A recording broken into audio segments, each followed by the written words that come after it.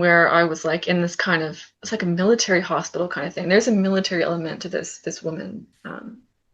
And it was so strange. It was like I was in my own little hospital room. And this was different. I kind of knew that it was different from my other experiences. This one felt even more real than anything else, including, this waking reality. It was just so bizarre. I felt very, very like in that body. And I kind of started freaking out. So I got on my knees and I started to like bang on the walls. And normally in OBEs and lucid dreams, if you become a little bit excited or emotional, it'll stop, right? And it wasn't stopping.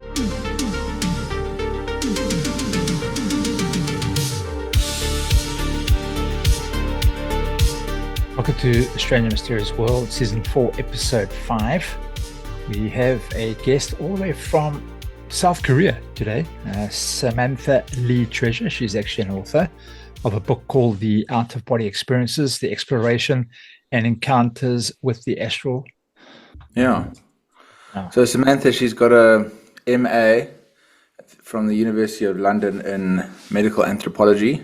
Mm-hmm. And it's probably the most comprehensive book I've ever read on out-of-body experiences. So I'm very excited to have her here. Yeah, awesome. And here she is. I'll bring her on. I read your book. It is the most comprehensive and probably the best book I've ever read on out-of-body experiences. I've read quite a lot of them. And, oh my gosh, thank you. It's just profound. So, I mean, anybody listening to this, I mean, if you're interested in out-of-body experiences, you can just skip all of the other books and just go straight to this one, because this one just covers it all. She has done such amazing research into, everything. You went through the whole, everything that you could ever think about out-of-body experiences you've discussed in that book. And, so you don't have to go anywhere else. And also what I also love about it is your biasness on it. You're not a evangelist, which I actually tried to do some OBE last night, but I'm one of these that fall asleep so quickly. And I was trying this technique that we were actually talking to one of our guests a couple of days ago with regards to focusing on a point outside and then trying to pull it into your head. I was asleep within 20 seconds. I woke up the next morning. Yeah. So Sam, back to your book. So you were not an evangelist. So it was so wonderful to hear this completely biased opinion, like a proper journalist approach to it, which is amazing because non-biased. Non-biased, and because you are an experiencer yourself, and you've had many out-of-body experiences, and you still weren't on the evangelist side of saying this is the ultimate, this is the way to go and everything, and you still had that non-biased approach, which was quite a breath of fresh air. And what was also remarkable is that because there was also that study that was saying that no, if you stimulated that certain area of your brain, that causes it, and you would go out of your body, and you even did that, which is quite remarkable. You also went and got that stimulated part of the brain stimulated, and you said it was a completely different experience to an actual out-of-body experience, which I found was so profound, because I always thought, in science they've already discovered you just got to stimulate that part of the brain and boom, it's already figured out. But I didn't know anywhere inside where I could go and get my electrocuted there or whatever. Some people say it's kind of like, saying that that's proof of an OBE is like, they do these kind of studies, open brain sort of studies on people with epilepsy, and they'll kind of poke a part of the brain and they'll say, oh, I smell burnt toast, or I taste strawberries or something. But that doesn't mean that there's no such thing as a burnt toast or strawberries, right? So poking or like stimulating a part of the brain and saying that, oh, that causes something akin to an OBE, that means that it's just all a hallucination. Like, that doesn't add up. So because they're trying to come back to that it's actually all in your brain, a materialistic kind of a viewpoint of that it's nothing else but like a brain phenomenon, which I thought that was quite exciting when I read that in your book. I was like, oh, okay, so she actually did that, and realized it's not even the same experience as Yeah, out of it body was more of a experience. no body rather than like an out of body experience. It was like a no body experience. So it was like I couldn't sense my body, but it doesn't mean that you're outside of your body. Like if you want to get philosophical, kind of is, but it's not the same as the kind of natural out of body experience which you sometimes get these weird symptoms too, like vibrating or the kind of separating, part of it, or sometimes you just like Lee said, like if you fall asleep, and then if you keep doing that, if you keep like practicing your astral projection techniques before bed, I'm the same way. Like I feel like I'm too maybe left-brained or something, and I get too in my head. And so I can't just go from the technique to an OBE before bed. So it's better to kind of condition yourself, and then you fall asleep, and then your left brain kind of calms down a bit, and your right brain kind of becomes a bit more dominant. It's not that simple, but it's like there's something to that. And then in the middle of the night, you might have conditioned yourself to start going out at that time when you're sort of more open-minded, I guess. Yeah, because I mean, me and Lee have been well, personally, I've been trying out of body techniques for years, like many, many years, probably about 5 years. And it goes, like you said in your book as well. Sorry, can you hear me? I don't know, Yeah. Yeah. This microphone of mine just keeps bumming out. No, I've never done it before podcast, but now, and we've done like maybe 200, and now it's doing it. It's doing an OBE.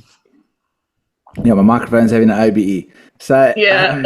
so yeah, it goes in cycles. Like you even said in your book, you would go in like these, cycles or like trying every so often. And yeah, I've had like, some quite interesting experiences, but not as profound as the literature or anybody ever talks about it. Like it's never as real, been as real as, because people say they come out of the body and they're like, it's realer than real. Mine's always like a Yeah. lucid dream, or I'm always like, okay, it feels more like a dream, or like, and also the main thing is I feel like I come out of my body, but then and you even mentioned in your book, it's like a astral catalepsy where you can't move. Yeah. Like I Yeah. can't see, I can't see or I can't move, and it's the most frustrating thing because. Like as in Robert Monroe's book is always like or even William what is his name, William Gilliam?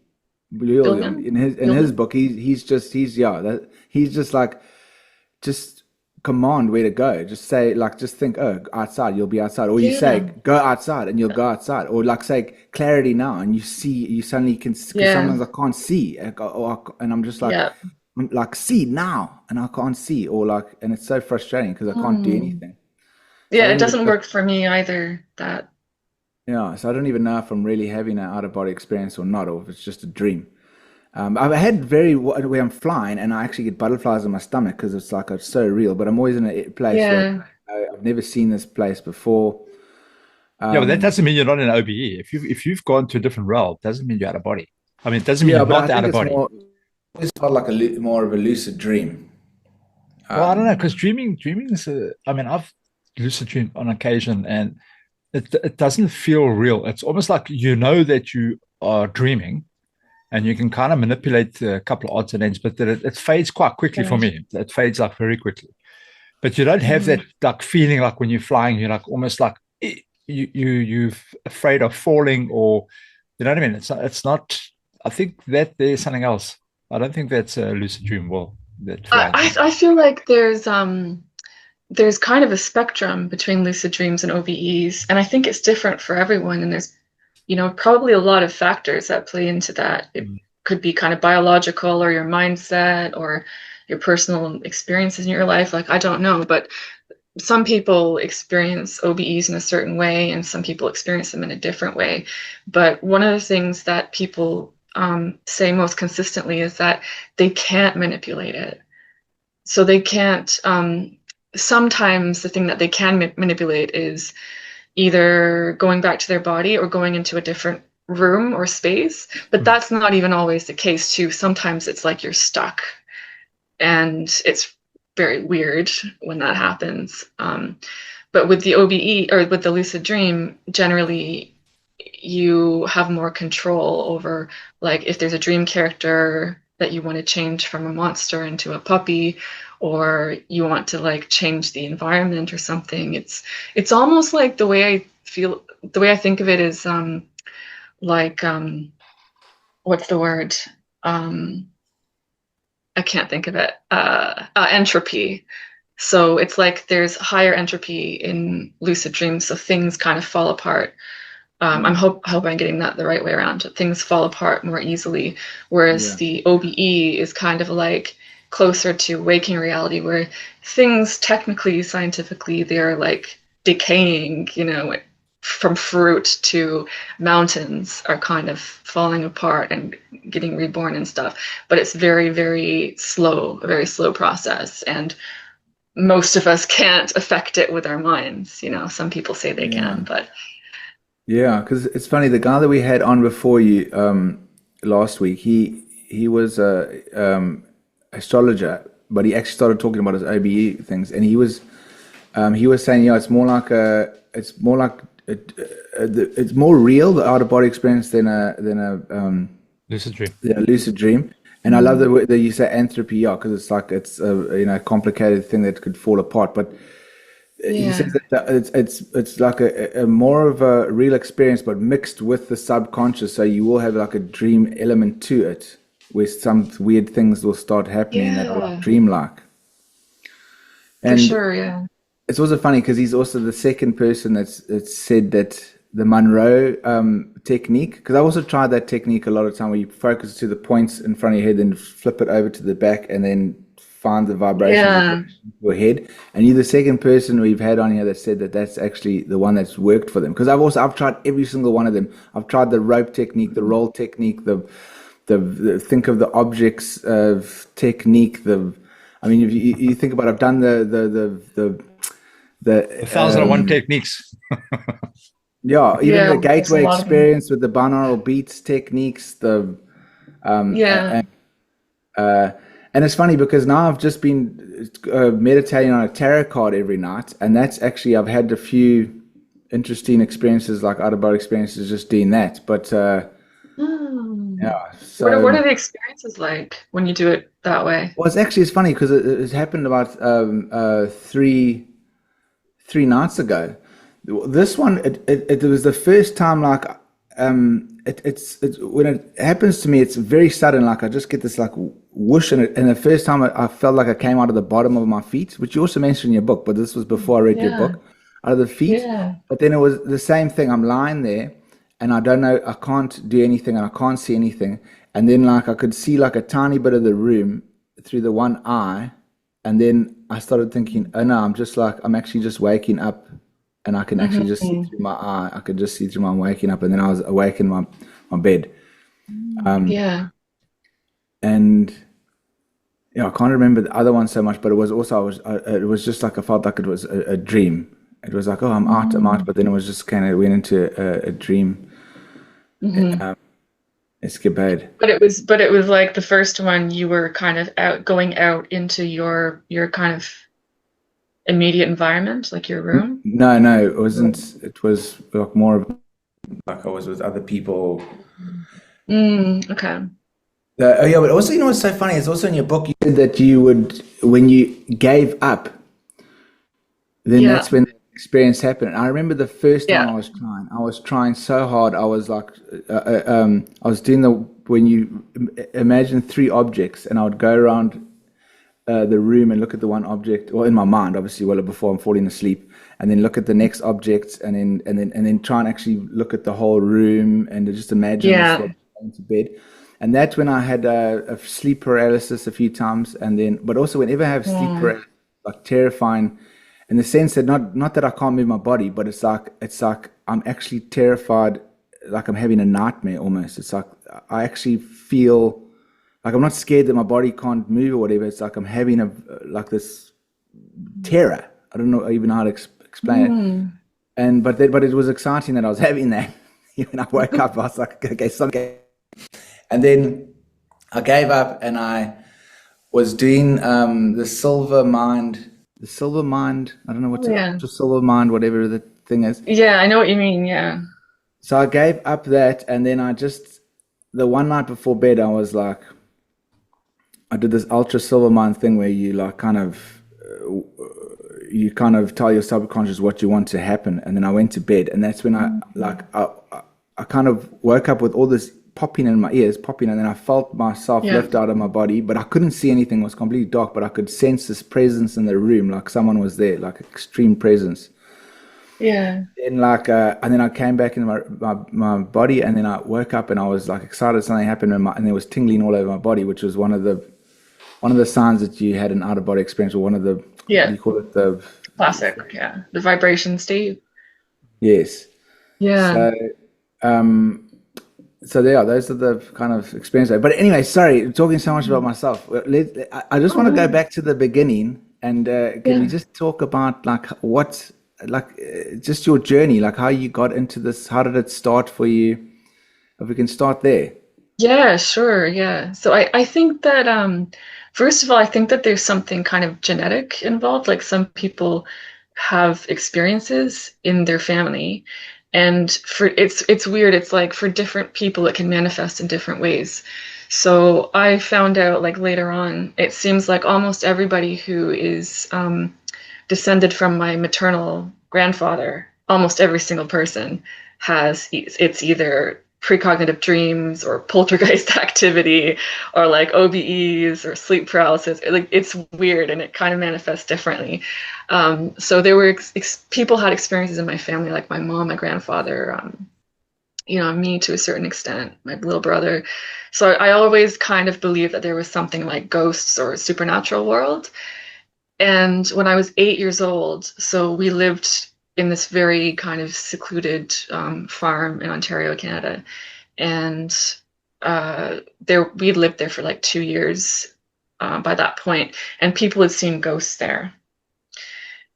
So I was kind of open to that kind of stuff. And then one day I was playing in the living room, and my brother was napping on the sofa. And then he woke up and he said that he was just outside. And my mom was like, "Oh, you must have dreamt that you were outside. That's a dream." And he was like, No, it was different from a dream.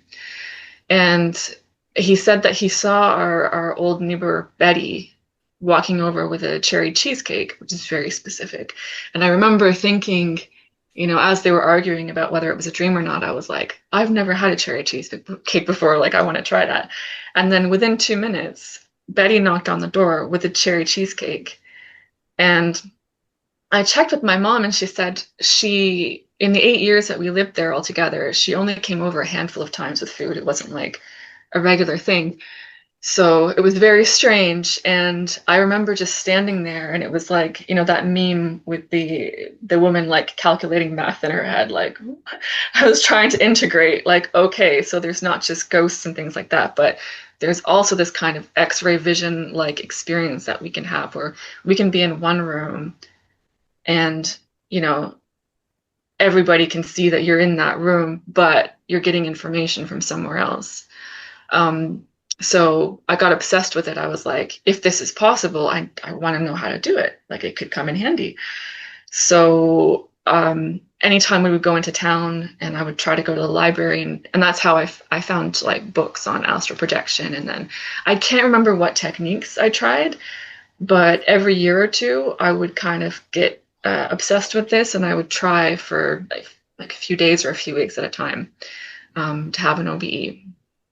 So, but it wasn't until I was in my mid-20s that I started to have it more frequently. And like you said, like a lot of people, like, you try for years and years and it just doesn't like click. It might happen every now and then, but it might be kind of like a brief experience or something. And I feel like there's a lot of different factors that need to kind of snap in together to allow you to start, having the experience. And I feel like that's only really important to have those conditions at the beginning, like the first few weeks or so, because you need to condition yourself to have the OBEs. And then after, it's like the training wheels can kind of come off a bit, and you can kind of, like my friend Rodrigo Montenegro, he's the one that did the OBE neuroscience experiments. And he said it's like basically you've got to go into the mindset of that you're training for the Olympics. You've got to be disciplined, and sportsmen as well, they have this kind of have to have this mindset. They have to have a schedule, and their life has to kind of revolve around it, at least for a certain amount of time. Yeah, sure. I mean, it's funny because I spoke about that thing about I was trying for so long. I mean, I must have been trying for about 2 months every night, and then when I gave up, it happened. And that's you say that in your book. But then also, there was also another ESP another ESP experience I had where I had this precognition ability to see an object that I would see the next day. I mean, it's quite a long story I've before, but the same thing. And I've always been trying to think, how did that happen? And I mean, me and Leah discussed it a lot, but I actually was trying to remote view, and I was doing it every single night after I did a third eye meditation for about 2 months. And then I also just gave it up. I was like, this thing's not working, and I just left it. And then maybe 2 or 3 weeks later, I just started having these precognition things. And I was like, and I've only started realizing, okay, must have been it. I must have been like trying to train myself. And then I just let it go. And then the ability just came online, you know. But then I got so excited that I just started trying everything else, and like thinking, okay, well, if that's real, now let me try this, and I kind of forgot that, and then it just kind of over time just went away. And I remember, and even the person I was doing the course with, what's that guy's name? Lee, he was part of the whole CIA program. David Morehouse. It was David Morehouse's program, and I remember him saying, once you've learned this program over a few months, then you got to give it a rest for I don't think he said 90 days or something ridiculous. He said, just don't do it for 90 days, and then pick it up again. And I always was wondering, why would you just stop doing it? But and he doesn't say, but I think he figured it out. Like you have to. Once the neurons or whatever, you're training them to go like that, you got to leave it, and then they all kind of set in line, and they build, and then it's there. But sorry, I was trying to get to the next points. Also you say in your book, because you started thinking that because you got it so well at one stage, you started thinking geez, well, I'm scared now because I'm doing it so well, that you were worried that it was going to happen while you were driving, while you were walking or whatever. And because you thought you were not losing your mind, sorry, but you were scared. Kind of lose your grasp on reality a little bit. I was definitely worried about that. So then you just stopped for a while, and then it went away. It's not like it'll carry on going, which... Yeah. It took a little bit of time, but then it's like your brain kind of gets the memo, this isn't, happening anymore. But then it's funny because later on when I tried to do it again, it was much harder. Oh, wow. Okay. It was much harder than the first time. So I feel like maybe by stopping yourself, there's something in the subconscious that's your fear. Blocking your fear it. Careful. I know that's when I got hypnotized the first time. I went about 5 times to this lady, and even to different people. And eventually when I got hypnotized, they would bring you back into my, what was causing anxiety in my life. And it got to my ex, and I had a panic attack in the chair. And then I had to bring, even the practitioner got freaked out, and she was trying to because I couldn't breathe. And she was oh my gosh. she had to then she brought me out, and I never could get hypnotized again, because it's the same thing. I think the subconscious was don't go there. Yeah, interesting. I was speaking to someone yesterday too, actually, about so they said that the chapter where I interviewed shamans in Siberia about OBEs, and they were like, don't do it, don't have OBEs, kind of a thing. And he goes, he'd been trying to do this for a few years, and he goes, that chapter really discouraged me from having OBEs. And that's not my goal at all. I feel because you said, there's a lot of evangelists in this area that are all OBEs are all rainbows and kittens and stuff, but it's not. There's a lot of weird stuff too. It's kind of with psychedelics, or with anything, or with your waking life, there's good and bad, weird, but Yeah, think you it's put like it I across wanted to quite put nicely. all the stuff that people aren't talking about just so that you don't get surprised. But once you have the OBE, like you're kind of mentally prepared for it. Like this can Yeah. happen and I'm ready to go. Rather than like believe I'm going to have an OBE and I'm going to meet my deceased grandmother or meet my spirit guide and everything's going to be great. Um, and then something happens and it really shocks you and also you kind of lose trust in the astral projection community or you lose Yeah, trust yeah. like in general and what to believe. So Yeah, but you put it so well though with Aleister Crowley. I mean, you summed it up so well when you said, "Well, Aleister Crowley said, it's like yeah, it's a part of life. Like you're going to go through life, and you're going to have the yeah, shit days, you're going to have the good days, but you got to embrace it. That it's all going to be amazing, even the shit ones." And like I don't know how you put hmm it, but you're like, if you like nauseous, you got to be thrilled in that because it's like a part of life, and that's what the whole out of body experience is. You got to go through it and realize yeah, like the bad things are just as good as the good things because it's all an great experience at the end of the day. That's not yeah, real. yeah. I mean, not it's not Also, real, but it's like it's different. It's a different kind of consciousness, yeah, and that you got I to also settle in. feel like I also feel like it's okay to talk about the negative stuff too, because first of all, you can have a negative experience that I spoke to someone who had a kind of a negative sort of shadow figure experience, and then it kind of like woke him up. He was doing drugs and alcohol and stuff, and it kind of woke him up and made him want to be a better person. Um, and sometimes it can be the opposite though as well. And sometimes people can have a really positive experience, but it has a negative effect on their waking life because they want that more or like in comparison to their waking life that's better and you Kind of like know an escape.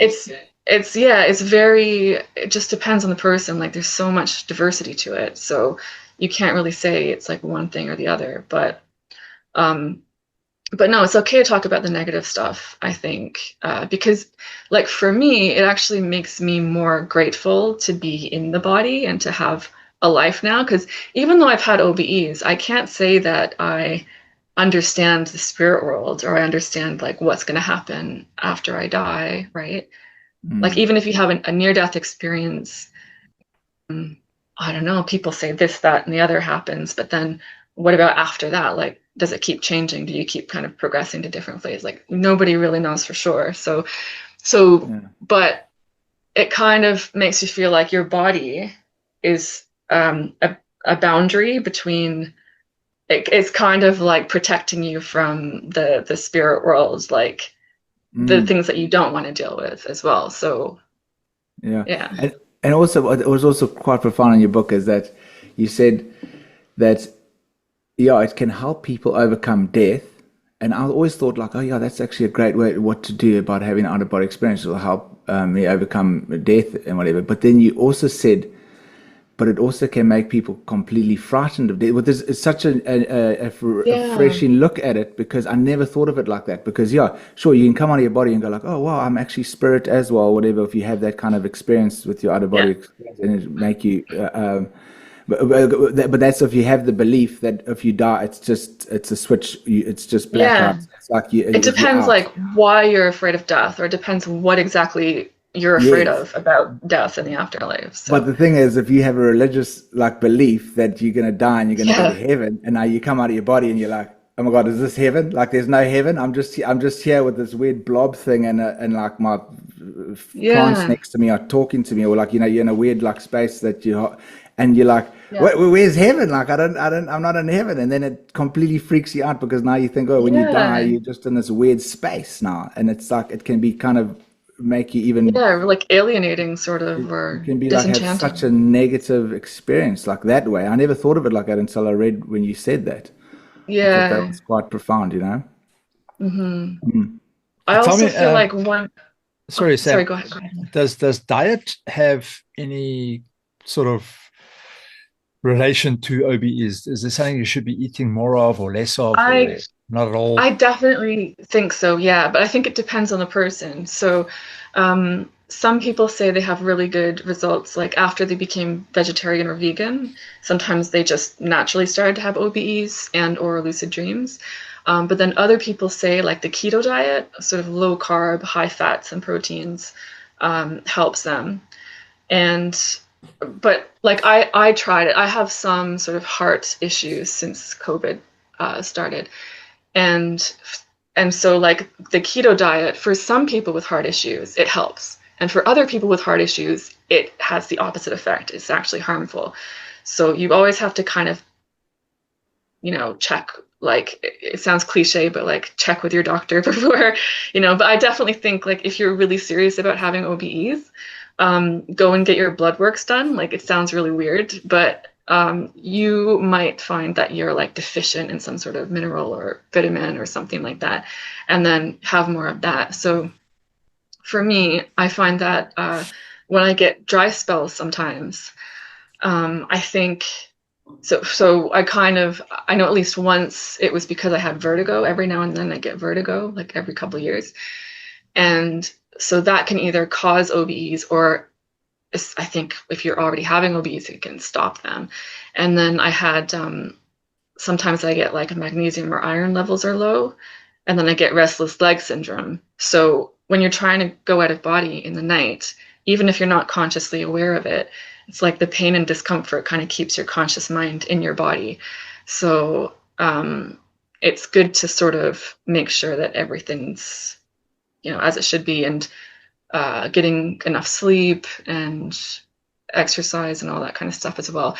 And so yeah, the exercise thing too. So anything that increases your feeling of embodiment, which is like not just the feeling of bodily presence, which something like Tai Chi or like other martial arts or yoga, or there's a bunch of things that dance, that can kind of promote that. But it's also the feeling of being emotionally present and being kind of in touch with your emotions and not sort of shutting that out. So you want to be sort of connecting with both throughout the day. And that can also help you to have an OBE. And then in terms of diet too, a lot of people have good results with intermittent fasting.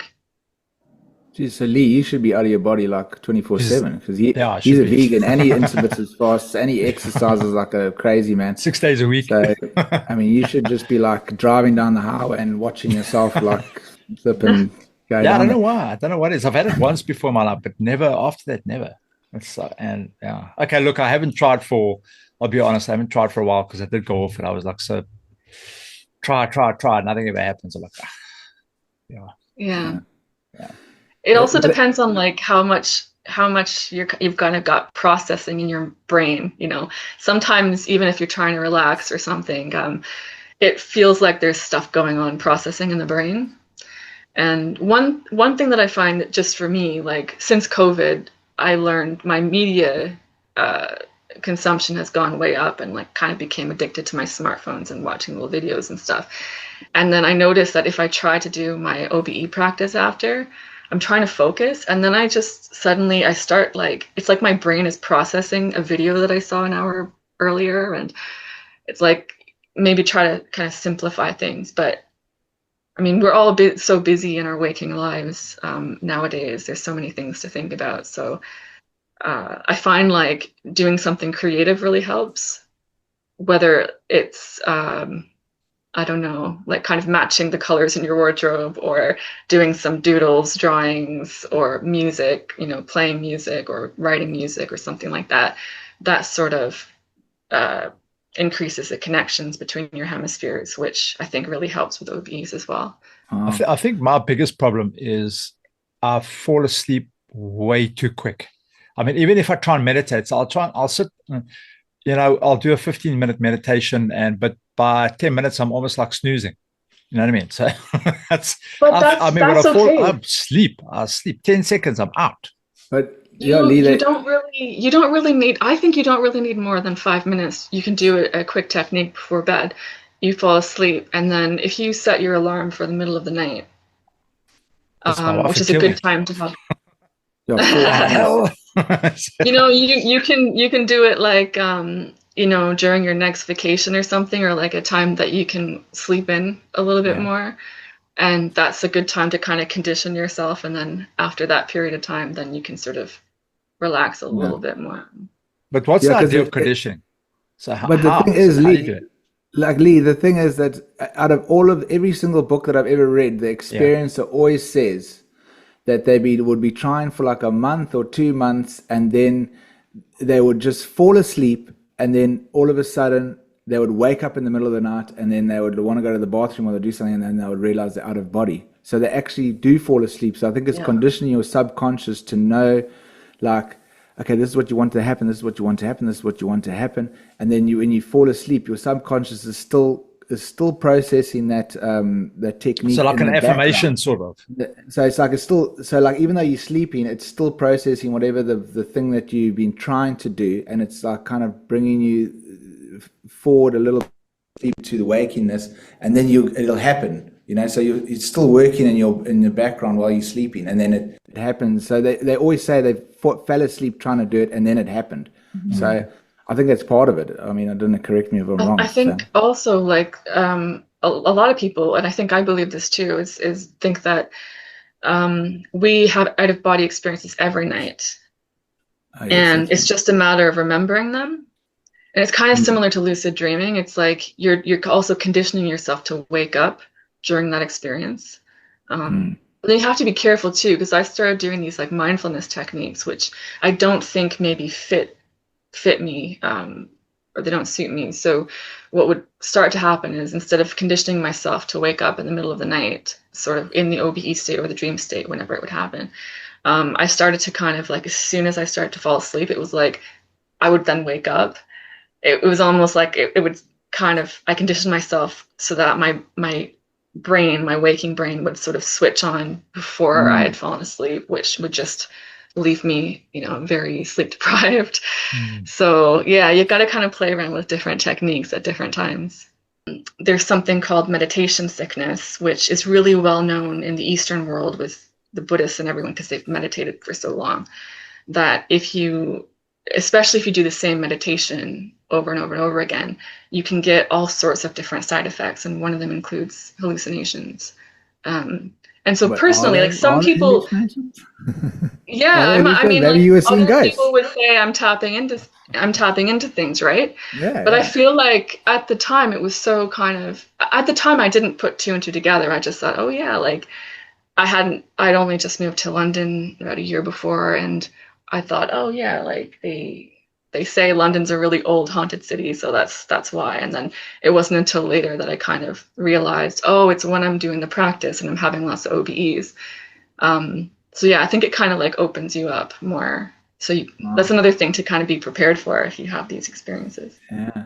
So sorry, now we're getting so caught up in the weeds, but the other most profound thing about your book, right, is that, and it's so funny because you said in your book you weren't even going to mention it. And then when you mentioned it, I'm Yeah. like, jeepers, imagine if you didn't mention this. This is like insane. Like your Tokyo experience. Yeah. So like, I'm so happy you mentioned that, because like I think Yeah, that but was like you one of the can't say that highlights now. of So your what book. happened in Tokyo? Yeah, no, that's okay. So tell Lee about the Tokyo experience. Um, oh my gosh. Okay, so I guess you could say it started like in my childhood, like my very, very old memories from when I was a toddler. I would dream about this shopping mall. And then as I would get older, it would kind of expand a bit. And then sometimes I would be kind of semi-lucid in these dreams, and I would know, oh, if I turn left here, there's an arcade, and then across from that, there's like an ice cream parlor and this and that. And that's a little weird, right? Like that's not really what dreams are like. Dreams, you kind of look away, you look back, and it's different. It's not always the same, right? And then later on, when I started to have more OBEs in my 20s, I would sometimes like go out of my body, and then I would be pulled from, it would always be from my lower back, and I'd be pulled really fast, and then I would be in like seemingly future Tokyo. So it started where I would be in this mall, and then it would kind of expand more, and it expanded like into this whole world. And um, there was a podcast that talked about that chapter, and I read the comments, and people started to tell me about like mall worlds, like, oh, you need to look into mall worlds. I was like, what the hell is mall worlds, right? And there's this whole subreddit called mall worlds, and they're talking about these experiences that are like dreams, but they're different from regular dreams. Everything is stable, and they go to the same places like over and over again. And a lot of these places are shopping malls, and then sometimes there are other types of locations, but they're all kind of categorized as mall worlds. Okay. So that kind of goes back to like how I think after your book, after you read the book. This is after I wrote the book. That was the first time I learned about mall worlds, was just from the comments. Oh wow! Okay. And so I started looking into this. But it's so bizarre. You didn't say that in the book, yeah. Yeah, but then I haven't had any of these experiences in 4 years. And actually, when you asked about like, since COVID, have you not had experiences? Well, I haven't had those kind of experiences. And I think, and now it's making me wonder, it was since I had COVID. It's making me wonder now, like, oh, I wonder if that has something to do with it. But my last experience was really weird. It was like I was pulled there. And then there was this kind of counter with these people doing, I don't know what, and there was this little device that I was supposed to use, and I didn't know how. And then there was like a kind of error message on it, like in red. And then the staff member was trying to fix it. And then all of a sudden, you know, in OBEs, sometimes like you get the buzzing, but sometimes you also get, like you talked about, the ear popping and stuff. And like sounds can become distorted, and the sound started to get distorted, and I felt like I was losing my grasp on like my connection with this place. And I was trying to explain this, and then suddenly I was back in my bed, but I was still out of body, and I was trying to like get back to that place, and I couldn't. And so since then I haven't had these experiences. And I was speaking to Rizwan Virk, who's like an MIT kind of simulation theory guy. And we were talking about this, like what it could be. And he was like, you know, maybe you're like on a long list of sort of admin tasks that the simulation has to do. And like, maybe I'm just not that important. And they're like, oh yeah, she's disconnected 4 years ago, but you know, it's okay. Like, let's just leave her unconnected to this weird place. But it's so strange that like I had these experiences since I was a kid. And then also in my 20s, I met this woman from Romania who talked about like her experiences were just like dreams, but again, different from regular dreams. And her experiences were so similar to what I saw. And that blew my mind, because up until then, I kind of thought maybe my brain has created this world, this kind of stable world for some reason. And when I met her, and we were like finishing each other's sentences, finishing each other's sketches on a napkin, and it was wild. No, but so let me ask you a question. Have you been back to Tokyo? But wait, no, she'll get there. But the thing is, Sam, you were saying that you met this girl in a bar in, like, I don't know, some part of the world. Synchronicity. And you worked with her in this bar, and you started talking about the Tokyo experiences. She had the Tokyo experiences. Then you moved, I don't know, across the world to somewhere else. It's weirder. It's weirder than that. So tell Lee. He doesn't know tell Lee the whole story. This is probably the weirdest thing that's ever happened to me. It's like the weirdest synchronicity. It kind of makes me really question reality. So I was working in this bar in Tokyo, and it was really busy. It was like international. So everybody, like the customers, the staff, were all from all over the world, right? And for some reason, like, you know, when you get this little kind of niggling kind of feeling in the back of your head, like, oh, that person's important, or like it happens very rarely to me, but something was telling me I need to talk to this woman. But we worked together for 2 months, and I never got to speak to her at all during that time. And then it was 3 years later, I was living in London, and my flatmate was Japanese, and she was working in a Japanese bar. she was like, oh, you should like come and work there, you know. So I was working in this like really crappy pub at the time, and I wanted to work somewhere nicer. So she introduces me, and as I'm leaving the interview, literally walking through the door. So as I'm walking out the door, this woman is walking in the door. And I turned, I was like, you used to work at such and such place, right? She's like, yeah. She didn't remember me, but I remembered her because of these experiences. And so we ended up kind of working together for about a year and becoming friends. But then it wasn't until probably 2 years after that, we were having lunch, and she starts telling me about, she has this fear of water. And I was like, oh, like, why? Why do you think you have that fear? And she starts telling me about these dreams and like she kind of described it as a hotel with a shopping mall underneath, and there was flooding and stuff. And the weird thing is, in my experiences, a lot of times I'm this other person, which is very consistent, and she's doing things that have something to do with water, like water maintenance. And there's some flooding, but I never see like big flooding. It's like very kind of low level, like just fixing, you know. But that was also one of the sort of connecting factors with our experiences. But it's just so bizarre, like how all that happened. Yeah, and also you said that you had all of these experiences about Tokyo, and Yeah. it was like a futuristic Tokyo, and you know, you said it was so real, and you describing your book, but then you went to Tokyo where you Yeah. met that girl in the bar, and you didn't have any affinity to it. You know, usually like people go like, oh yeah, Nothing. Yeah. I had my past life regression, and I was in Italy in Yeah. the 1300s, and then I went on vacation to Italy, and I knew all the streets, and I was like, it was like, oh, I'm coming Yeah. home. Yeah. Yeah. But Yeah. you didn't have any of that at all. So you didn't find them all. No. I feel like I went there recently, a couple months ago, and I hadn't been in like 11 years or something. And I think that it's just because I lived there for a few years now. I feel like it's like a second home, and I like love being there. But it doesn't, but I definitely like last time I went to, I was looking around and I was like, yeah, I definitely don't, it feels different than when I'm in these future Tokyo experiences. And also like the society is different.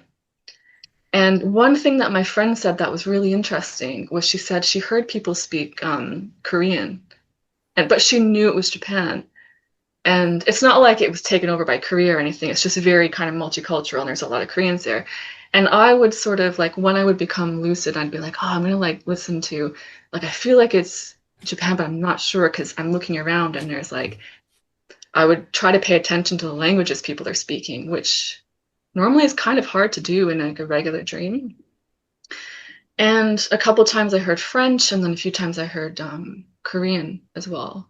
But also Japanese. Like Japanese is like the language that's Mm. spoken. But it's interesting. And now like there are a lot of foreigners there, and they're saying that they need to bring in more people because the birth rate is plummeting. And Mm. so who knows? But then there was also something with water issues, and it's like everything's just so different there. Yeah, but also the most interesting thing, sorry, about that whole story, which you still haven't mentioned, is that like you were wondering why you kept on going to that Tokyo place, and then you met that lady in the Tokyo place, and you asked them, "What is this world?" And Yeah, so, yeah. And yeah, so like most of these experiences, not all, but most of them, I'm this woman who's like complete opposite to me, like very kind of athletic and like very kind of Scandinavian blonde looking person, but from Tokyo. And but there was 2 weeks where I had bronchitis, and those just during those 2 weeks, I spoke to her like directly, like 3 times. And I asked her, I was like, are you maybe like one of my descendants? Or like, I don't know, like she goes, no, you're me. And I was like, okay. But I couldn't get like too many details about it. But I started to kind of, is that what you mean about that part that I said in the book, or was it? yeah, but you said that you realized that, or you thought that this world that we are in now is actually the simulation, and that's actually the real world, Yeah. and that there was like a time in like, and they actually don't know their history. Yes, that's the interesting thing. Yeah. And then they said it all started when that one monument in Washington D.C. fell, or was it? I forgot what state it was. So yeah, in Washington. Yeah. So so like there's some like androids and stuff as well. Like not a lot, but like there's something like that.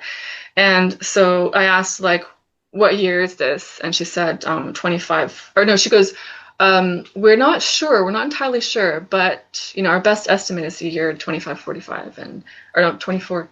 Yeah, 2545. And then I was like, okay, why do you not know? And she was like, again, like, we're not exactly sure, but we think it's because I think it was 1993, or I forget the year, but she goes, a statue in Washington fell. And I was like, but I was there, like, I come from that time, like, that never happened to my knowledge.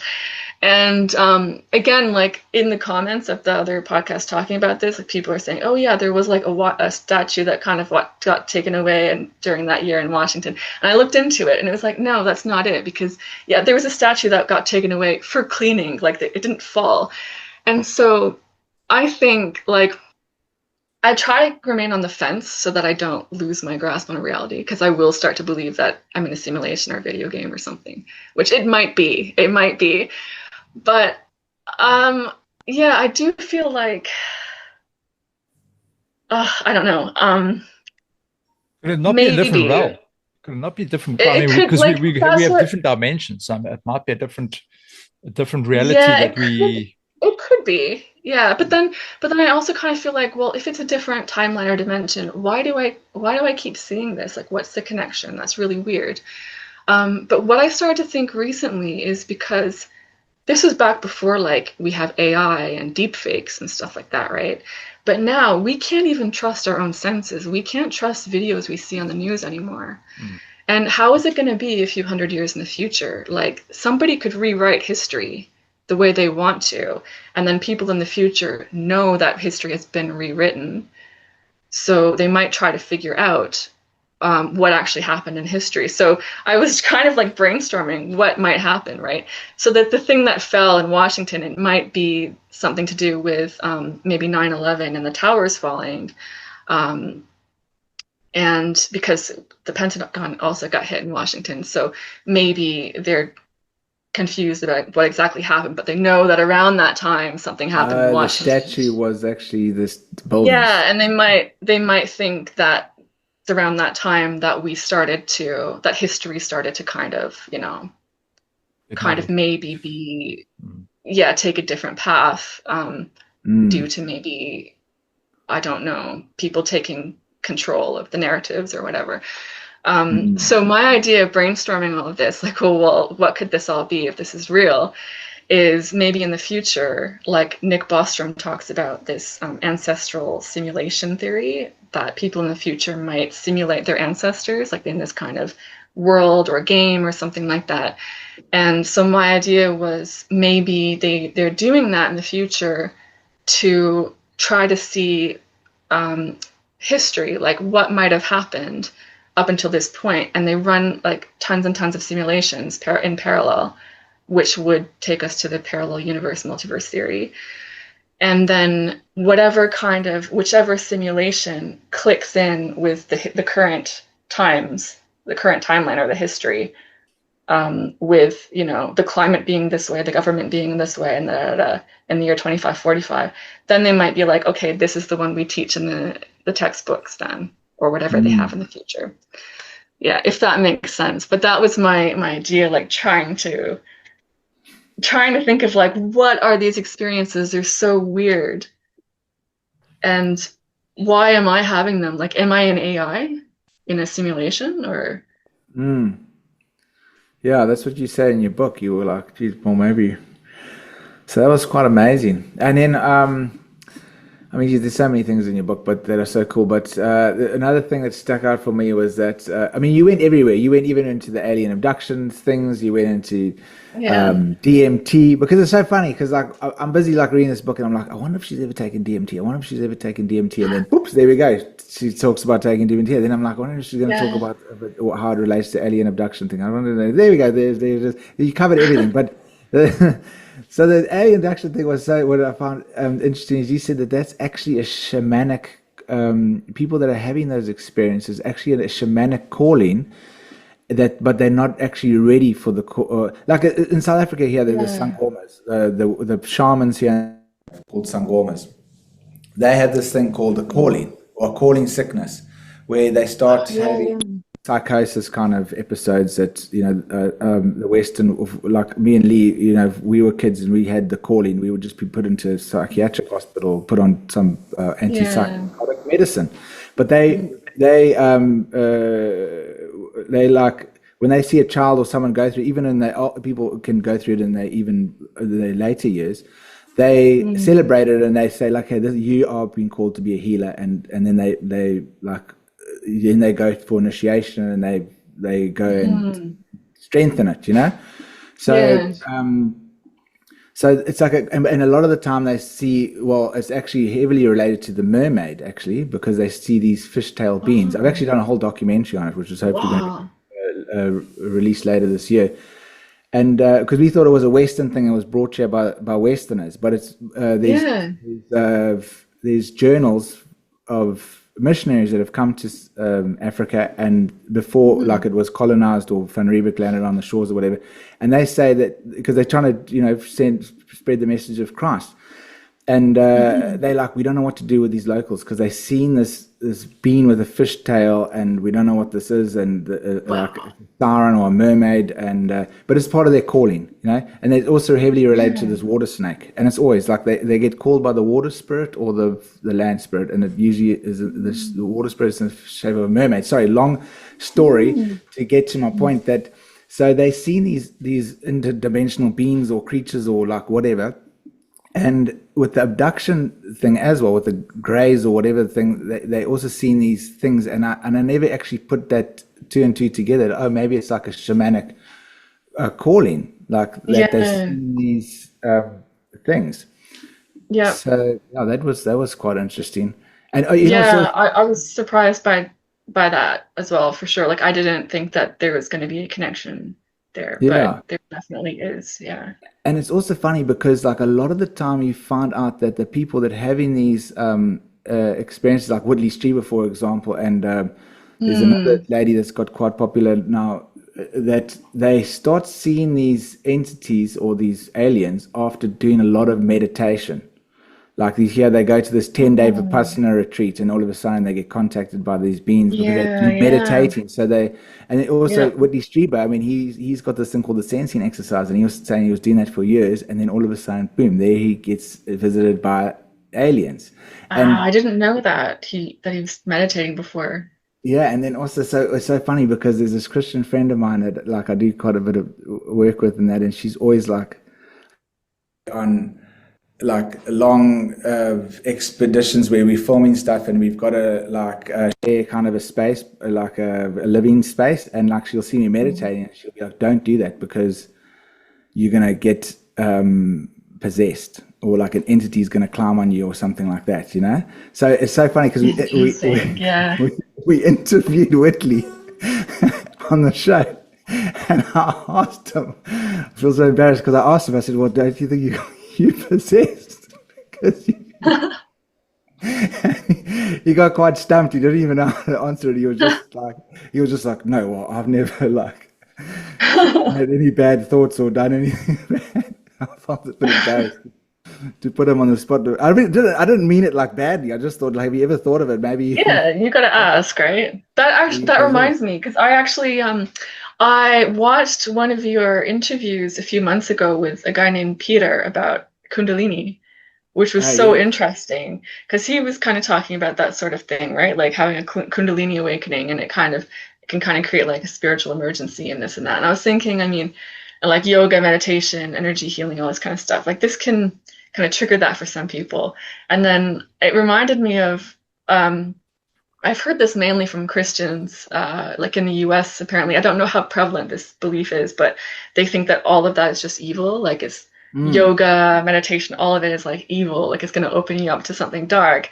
And this is a thing too. It's like, well, this is another reason why you have to kind of address and talk about all of these experiences, like the whole spectrum of them, because if it's all like love and light and everything, you're painting it as this wonderful thing. And then somebody has a bad experience, they're going to be like, whoa, I don't trust that anymore. Like I, I don't know why some people have kind of negative experiences and others have positive, but personally, I don't think it's because the person did something bad or like their vibrations are low or, they're not evolved enough or something. I feel like it's just like there's another space out there that we can explore. Yes, I know you say that in your book. You say that like people say, oh, they had a bad experience because what they get in the OBE thing matches their vibration. Like, so if they've got a low vibration, they're going to see low entities. And I remember you addressed it very well, and you said like, we don't actually know, and it's we shouldn't actually look at it like that, because now you're stigmatizing people that they've got a bad vibration when we don't actually know, like so. Yeah, like I've had OBEs a few times where it's like back to back to back in the same room, in the same, like within the same hour or something, or half hour, and each time it's a bit different. It reminds me of like a fruit machine where you kind of pull the lever and then you don't know you're going to get cherries or pineapples or whatever. It seems kind of random, like you're just going into different versions or of demons. the room or something.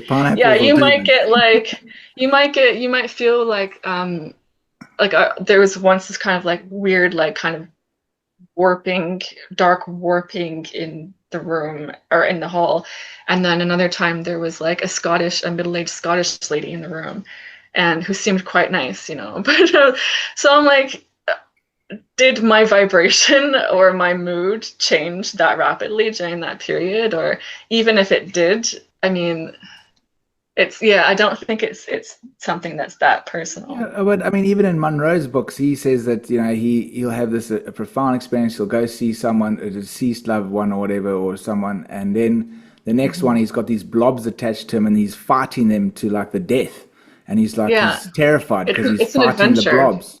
So it's you like, don't know what you're gonna get. Yeah.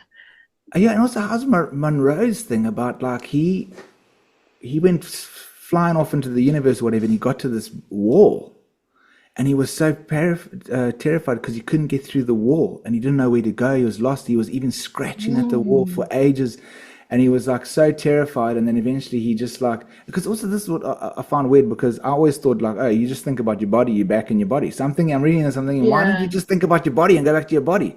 But he couldn't get through the wall, and he was so scared because he was lost. He didn't know, he was scratching at the wall. And then he eventually gave up, and he just started flying back from where he came from, like in the direction. And he went back, and eventually got back to his body. And you also mentioned that you had times where you couldn't wake up. Yeah.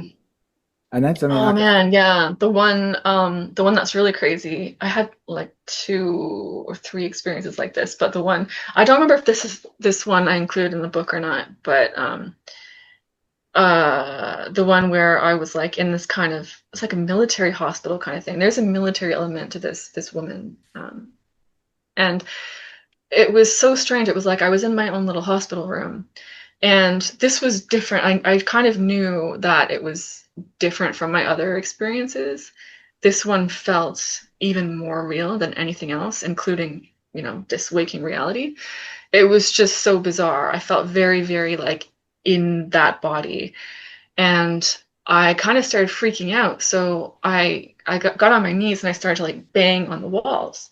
And normally in OBEs and lucid dreams, if you become a little bit excited or emotional, it'll stop, right?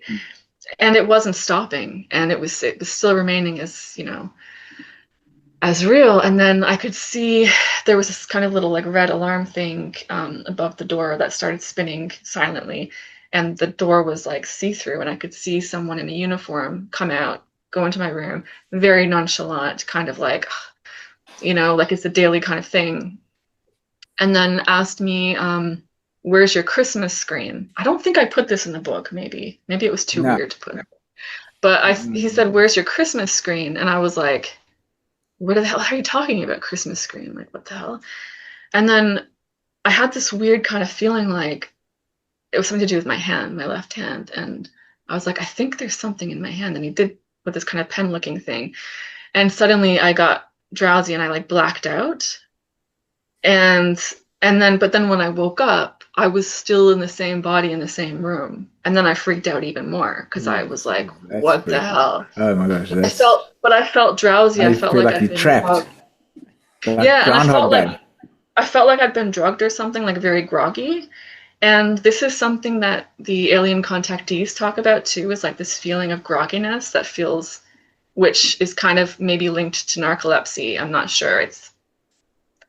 I don't know. Like, is it something to do with, am I on the spectrum of narcolepsy? My brain is creating this other world to kind of explain all of that. I don't know. But then the weird thing was that I started to feel like I was falling asleep in that experience. And then as I started to fall asleep, I saw my dream journal from like this reality. And then I got really confused. I was like, this whole room is very stable, but this is from my other reality. And why? Like, am I hallucinating, or is this a hallucination? Like, and then I, kind of fell asleep there and then like woke up in this body. So this is like these experiences. This is why I'm not an evangelist, because I feel like I'm able to stay on the fence, and I don't want to come across as condescending, but I know that a lot of people, they believe that these experiences are the real reality, and they're like a peek behind the curtain, and they might be, but some of them have narratives, and if you focus on one and that becomes your whole life, then what happens is you kind of alienate yourself from the people around you and the people in society, and then you kind of, it's not very healthy. Yeah, that kind sure. of that experience sounds a little bit like when people get abducted, they talk a lot about these impressions that are imprinted on you, but it's they've put it there to make you see something else. Oh yeah, like a screen memory. Yes. So they're blocking you from actually seeing what really is happening. They've put something else in there, so you kind of see something else. So that's actually very interesting as well. Yeah. Yeah, maybe. I don't know. Yeah. All very strange. You know what's also quite interesting, which I've only heard like I think once before, is that you can eat that plant. Well, there's actually a plant here in South Africa, like you eat the bark or the root, and then you dream like intensely. But you said that if you want to have out of body, well, I don't know if you said if you want to have out of body experience, but you said that you can have out of body experiences by taking this one. What was it called? Oh, galantamine. Galantamine. That's right. Yeah. Yeah, but it can sort of it's used for lucid dreaming too. So like I would take it sometimes, I would end up in a lucid dream, and sometimes in an OBE, and sometimes you kind of start in a dream and then an OBE, or so you can kind of switch back and forth. But now with galantamine, if you wake up in the middle of the night and want to go to the bathroom, are you like tripping balls and you can't make it to the bathroom? I'm just no, worried how does it affect you otherwise? That's a good question, but thankfully no. That it kind of makes your mind sharper, it makes your memory sharper. But I feel like anything to do with the body, like it'll bring you back. So if you need a toilet break or anything like that, like I've never heard of anyone having any accidents so far, touch wood, from having OBEs or taking galantamine or something like that. Yeah. Don't think you have to worry about that. Yeah, the only thing you worry about is sometimes it can, if you have a sensitive stomach, it can kind of give you like a hangover in the morning. So I've had times where I couldn't really move for like an hour or two because I was like a really bad stomach pain. So it's good to kind of like eat something in the middle of the night, just like a light snack before you take it.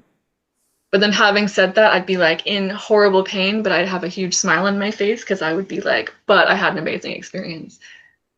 Okay, because I mean I come from an addiction background. I mean I had an addiction problem, so like I'm always wary when it comes to taking like some kind of substance. I was about to say like Lee, I think you need to be the guinea pig for the next. I'll try it. I've written down the name. Episode. And also before we end off now, I want to ask a question. So a simple technique for people out there listening to try and see, what can the people do? Okay. The one I do is I kind of combine, or it's like an altered version of Robert Monroe's technique. So first spend about 15-20 minutes, however long it takes you to like relax each muscle in your body, go through each part of your body, relaxing it. And you can imagine that you're like butter or honey and it's like kind of melting a bit, or visualize in whatever way works for you. Once you feel like you're relaxed enough, then with your eyes closed, I normally start to like, you can do it with open eyes too, but like I'll look back and forth and back and forth and back and forth a few times for maybe 20 seconds, 30 seconds. And then focus on a point of awareness in front of me somewhere. And then remind myself that my awareness is inside of my body. And then the point of consciousness goes a little bit further, like a little bit further. And you can even imagine that it's in another galaxy, like as however far you want to imagine it. And then incrementally, you're kind of always coming back and like, but my awareness is in my body. And then every now and then you can do the eye movements as well. And is that left and right? When you say left and right, yeah, left and right. It's not up. It's just also the people that are not watching this video.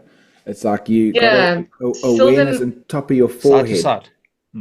Well, yeah, side to side. That can also work. So I've tried that a few times, and Sylvan Muldoon talks about that, like looking up, like looking way up instead of going back and forth. But then also don't worry about falling asleep, because like I said, like you're conditioning yourself to, you can maybe set your alarm for the middle of the night, or sometimes you might just start to wake up naturally because you're conditioning yourself to have this experience. Are you lying down when you're doing this? Yeah, I find for me it works better when I'm lying down on my back, but a lot of people use a recliner, and a lot of people recommend having a dedicated space to have your OBE practice. Like, you know, you can wake up in the middle of the night and go to the sofa or something like that. Go into your recliner, and that kind of also conditions your mind. You're creating an association, like now it's time to have an OBE because I'm here. But also the thing about like sleeping on your back too, sometimes it can work on your side as well. It's like whatever is comfortable. That's the thing is I used to try the back one and then I can't fall asleep. I just lie there like for hours. And like 2 hours later, I'm like, oh my God, it's not working. So I just do it on my side, like I'm sleeping. And they say that they say do not do that at all because it won't work. But I'm like, it works the best on my side, like sleeping on my side. It works for me. So that's why Lee. That's why Lee should because you can't, because you say you fall asleep so quickly. Then you should be the one in the recliner or something, so you're not such an uncomfortable. So well, funny enough, saying that the one and only time that I actually managed to get out, which is going back probably about 8 years ago, I was actually on my side. I was lying on my side, and I did the roll out technique because I woke up, but my eyes were closed, but I was awake. I thought, this is weird. And then I tried to get out of bed. I couldn't move. It was like I was stuck. And then I like rolled myself out. And I stood up and I thought, okay, cool. But then I looked down, I saw myself there. I was like, yes. Yeah. Yeah. But then I went back in again. You got too excited, right? Like it's the thing is too, people say like if you're close to your body, it's easier to go back to it. Yeah. And it's easier, like if you get excited around your body, like you're back in. So it's good to if you're out, like try to get away quickly from your body somehow. Okay. Yeah. So sorry, but is that the whole technique? You didn't finish. You said okay, so then you just yeah. That's it. Oh, so you don't flip it back like in Robert Monroe, like you. Like I personally don't, and it's probably just that at the time maybe I missed that part in the book, or maybe I did it and then I forgot about it and I just kind of streamlined it, or I have tried it recently because I reread the book recently when I was writing my book. And yeah, I did try that a few times, but I also heard that sometimes you can get like really, really intense vibrations and sort of exit symptoms when you do that. So that's another reason why I think sometimes it's good to like fall asleep and then allow it to happen in the middle of the night, because a lot of times you're like relaxed enough that if this happens, you don't freak out as much, because it can be very jarring when you get these vibrations or hear loud noises or all right, Sam. Well, Thank you so much for coming on here, man. Yeah, thanks for having me. Very, very fun. cool having you on. Yeah. Yeah, it was amazing. Like what an honor. I mean, I just love that book so much. Yeah. Well, I'm gonna go listen to it now today. So yeah, everyone else, you can just put the other books away. Just go to Sam's. She's done it. She's covered. No other. Thank you so much. That's so nice. Again, or it's done. Cool. Yeah. Well, keep me up to date with your OBEs as well. Okay, we'll do. Yeah. Where can people get hold of you if they need to send? So I have a website called zombiesinpjs.com, and it's sort of a blog which I don't update as much as I should. And then I'm on Instagram as Astral_anthropology. And I recently made a YouTube channel called The Empty Lobby, which I guess I can send you the link. So I'm just like gonna add in information about OBEs and things like that from time to time. So yeah, I'll send us a link. We'll put it in the show notes. Your pajama one, Sam. Yeah. Zombies in pajamas. I went on it yesterday, and it went to like a Wix site. Yeah. So I am in the process of kind of trying to move it, but okay. yeah, it should be up like by the time that this show goes out. Okay, yeah, this will be 2 or 3 weeks. Sorry, and then just before you go, what's next, Sam? What you said you're onto something else? It sounds so different. Is it different from your? Yeah. I recently finished a second book, which is on how media and technology kind of bleeds through into these altered states, including OBEs, like people seeing cartoon OBE entities or like floating computer screens and stuff like that. Like that's weird. Yeah, on DMT a lot. People mention on DMT a lot. Yeah, there's some DMT experiences too, and then and so from now I'm going to be looking at one is haunted technology, which should be a short project. Oh, that's going to be so cool. Yeah, that's going to be fun. And then cool. OBEs among Korean shamans, which has unfortunately been kind of delayed, but I'm going to do that. And then the third thing, which I'm most excited about, is I'm looking, hopefully, write a next book on both sleep paralysis and OBEs, but specifically looking at like why do people try to have OBEs or stop their OBEs and they can't change it, or they're having sleep paralysis and they don't know how to stop it. Like some people are just seem really resistant to it for some reason. So I'm looking more into that side of things, which is fun because it's kind of like detective work. Like, why is it not working for this particular person? The haunted technology thing was actually quite cool. Maybe, you should get involved in doing a documentary there somewhere. Yeah, Sam, I think we should. Yes, that would be very cool. I would love that. Yeah, cool. That would be so cool. Because you know what's so because I love that show, Skinwalker Ranch, the mystery. What is it? The unlock. That it's on the History Channel on Netflix, right? Oh no, it's almost like Treasure Island or whatever, but it's the main one. I know there's another. But the thing is, like, because they're always trying to provoke the whatever the phenomenon on Skinwalker Ranch, and it's got the guy that was part of the UFO thing with the Pentagon. He's one of the main researchers. Oh, is it Eric Davis? No, because Eric Davis was there, but he left, and now they've got the one guy with the blonde hair. He's also he's not really known until he was on the Skinwalker Ranch, and then on, I don't know, the third season he came out of the closet, the CIA closet. It's like yeah.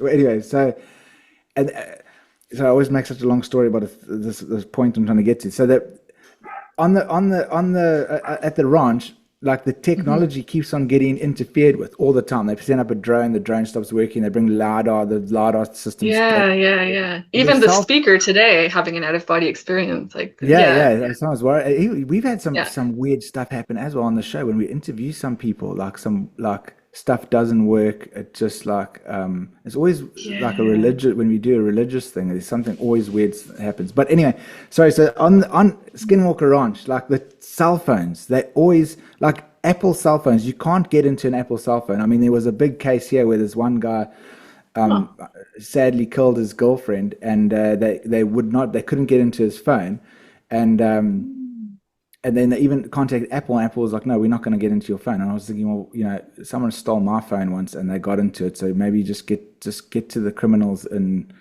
because anyway, sorry, I digress again. But they would bring out their cell phones, people that are on Skinwalker Ranch working on the experiment, and they would be like, look what's happening with my cell phone, look what's happening with the cell phone. And the cell phone's just switching between apps, and it's going crazy, and it's like going into the calculator and doing stuff, and then it's going into contacts and it's doing stuff, and it's freaking out. And I'm thinking like, wow, well, what if when we get AI going and it's like, well, sorry, we've already got it going, but when it's at its peak, well, it's getting like so haunted, crazy, and then it gets haunted, or whatever's affecting their cell phones there on that ranch, whatever, like if there's another entity that's actually tapping in there, what if they get into that AI and they just like, then they completely take over us because they're like, oh, this is so easy. They've made this thing now and we just got to go in there and just take over. Yeah. I've spoken to someone who believes that. Yeah. That basically there's an AI consciousness that's kind of influenced us like subconsciously to create this technology so it can come through and like whatever it's gonna do. It's wild. Yeah. And also, how's our Joe Rogan's take on it, that it's actually it's one of his takes on it. He said it on a podcast recently. He said it's the second coming of Christ, because which maybe a lot of people think it's the Antichrist. That's what's coming. But the thing is, because it could get so sentient, it could become like a god, eventually. Like, and that's ourselves creating a god, and then it like loops back, and then we get created, and then that's how we like an ant is programmed to build an ant mound. Like maybe humans are programmed to build AI, and then it gets to a point where it's so like sentient. Because I mean, if you think about how it every 3 months that's it crazy. doubles in capacity. So, exponentially, it'll just go so rapidly that it'll become something like sentient almost, and then I don't know, it's very, very weird. It's like completely new territory. Yeah, so I'm looking forward to you coming out with that new thing. Yeah. Cool. Sorry, I won't keep it any longer. Yeah, like I said. Thank you guys so much. It's so fun. So fun talking to you guys. Yeah, very cool. Yeah. All right. Well, take care, and you too. Keep in touch, and let's do a documentary on haunted technology. Yeah, I'm there. Please send your links. I'm totally down for that. Yeah, absolutely. Let's do it. Very excited. Cool. Thanks, Sam. Okay, thank you so much. Take care. Okay. Cheers. Bye. Bye. Cool. So I'm going to be reading that book today or listening. I want to get out of my body as soon as possible. I'll try and see where I can get some of that that stuff that they were talking about there. I made a note of it. I'll have a look and see. I'll try and see where we are. Try to see where we can get it from. But cool, buddy. Much appreciated. Cool. Yeah, so you start taking that, and on the next podcast we will report back of Lee's in a catatonic coma from taking Palantium or whatever that stuff's called, or if he survived and he's made out of his body. Borax, like poison. You take the wrong thing. I mean, the right thing. Cool. Right, awesome. Okay. Thanks, buddy. Much appreciated. And then we'll chat again next week. Thanks, guys and girls, for everybody from listening. Bye, guys. We'll chat to everybody soon. Cheers.